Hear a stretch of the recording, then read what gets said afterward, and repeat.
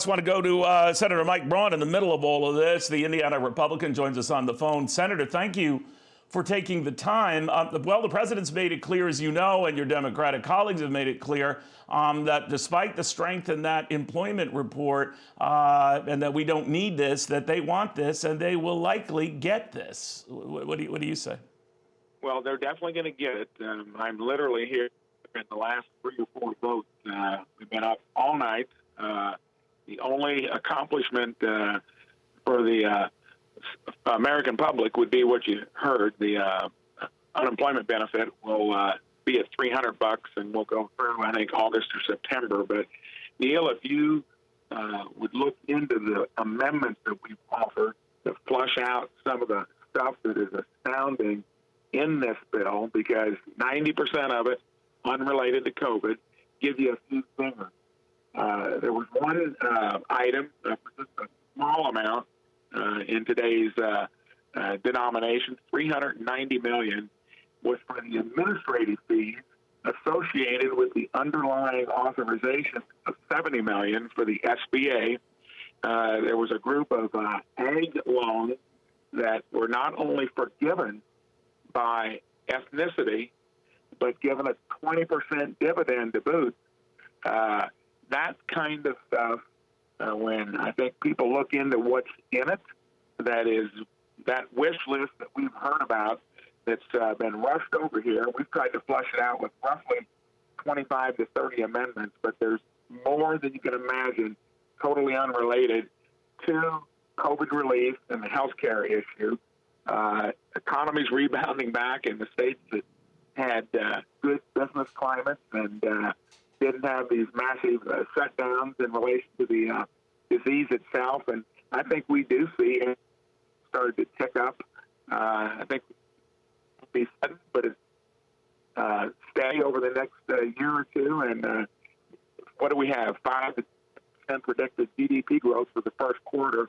I don't need to explain what all that might mean when it comes to inflation raising its head, and that we're simply not needed. We're borrowing every penny of it to boot. Well, that's nothing new to your point, Senator. I do wonder, though, a number of the Democrats with whom I've been talking about this very subject, Senator, have been saying, well, Republicans are fine ones to talk about deficits getting worse, debt building. It was a Republican president, Donald Trump, who urged during the fall to go big, and a bigger a stimulus plan would be better than anything smaller. In fact, his wishes were something more in total than this at the time. How do you answer that it was fine for Donald Trump even going bigger back then, not now? Well, I think, first of all, when he was doing it, not to make any excuse for how much or whether it was too much, we were not at the tail end where vaccinations were out there, where we can see the tangible evidence that we got the disease on the run. And we did roughly $4 trillion, bipartisan. It was nearly, I think, the 5 bills prior had 90 votes plus on each of the 5, especially the big ones. And, I think you could make the case that in general, though, this place runs with trillion-dollar structural deficits related mostly to Social Security. And there are only 4 or 5 of us, Neil, that vote in ways that would show that that is an issue. That's a problem that preceded Trump.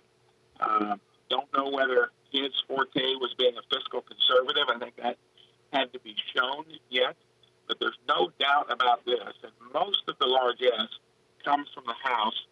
The Senate on the Democratic side didn't add as much to it as I imagined. Most of it came over from the House, which they're not going to change. And I think what the American public needs to do is look into the details of what's in the bill. Didn't go through any committees, got rushed over here. Thank goodness Ron Johnson at least gave us close to 11 hours for our staffs to look at it and for it to be read out loud. And then the 11-hour delay was due to Manchin wrestling with his side on trying to get the unemployment benefit at $300. Okay, we'll watch it very closely. Senator, I know you're in the middle of all of that, and this vote-a-rama will go on maybe for hours more, but a vote, it looks like, to your point, might be had tonight. We'll see. Mike Braun, the Indiana Republican senator.